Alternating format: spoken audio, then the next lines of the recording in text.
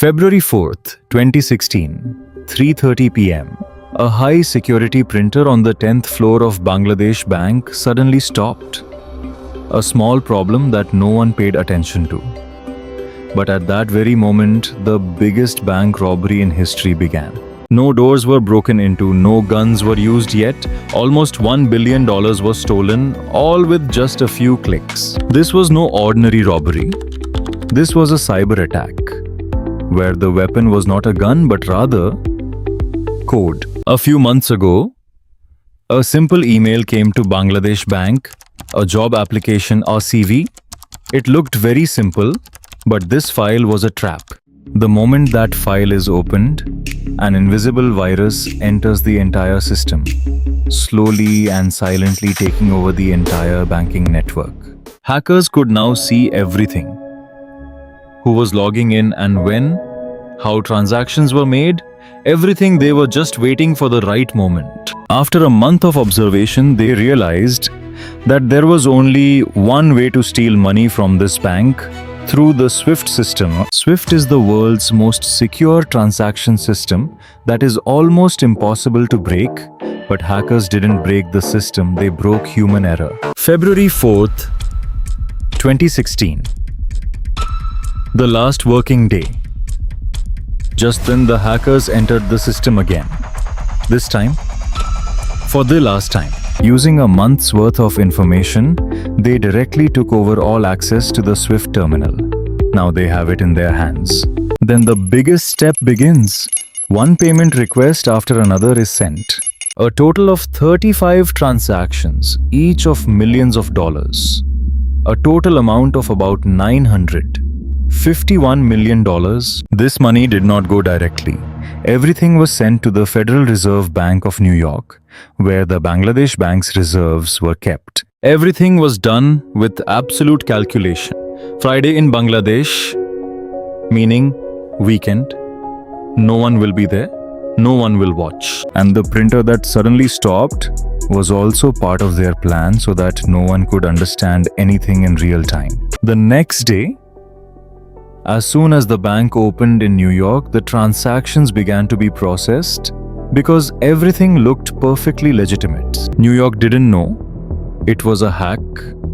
Bangladesh didn't know the money was going. Everything was going on silently. The first transaction, successful, millions of dollars goes to another country, and yet no one noticed anything. Sunday morning, Bangladesh Bank reopens after weekend. Everything seems normal. No one knows what's waiting inside. The first thing to fix is the broken printer, which was previously considered a common problem. As soon as the printer is turned on, one transaction after another starts printing all the data accumulated in the backlog. And that's when everyone stopped. Because these transactions, none of them did. 35 payment requests, totaling almost $1 billion, all sent from the bank. In an instant, panic spreads throughout the office. Everyone understands this is not a mistake, this is a hack. New York is quickly contacted with a request to stop all transactions immediately. But it was too late by then. Some of the money had already been transferred. But here comes a strange twist.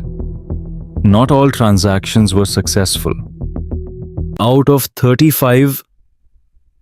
30 transactions are blocked because of one small word, Jupiter, a word that was blacklisted in the American system, and this one mistake saved billions of dollars. Not all transactions could be blocked. Some money has already been withdrawn. Total of about $81 million.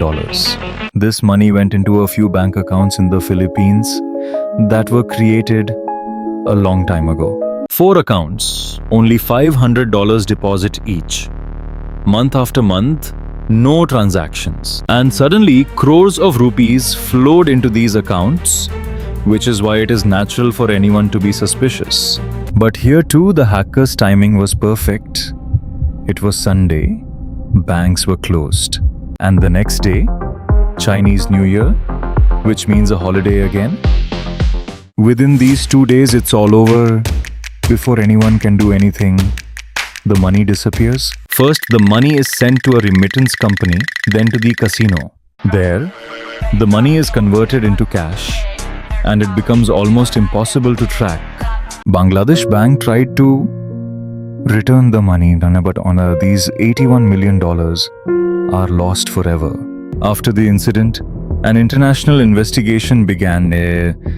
But the only question, who was really behind such a big hacking? The investigation revealed some suspects, but none of them were the real masterminds. Then comes a terrifying name: Lazarus Group, one of the world's most notorious hacker organizations. Investigation shows that this group has North Korean connections. Even their code had Korean language imprints. Even before this, big organizations were hacked in the same way. Everywhere, the same pattern. But one question remains: is such a big operation possible without internal help? What is even more surprising, after this incident, a lot of evidence was tried to be erased. Even not all information is communicated to everyone.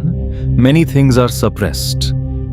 An email, a printer, and a few small mistakes. These three brought about the biggest bank robbery in history. The question remains, are we really safe?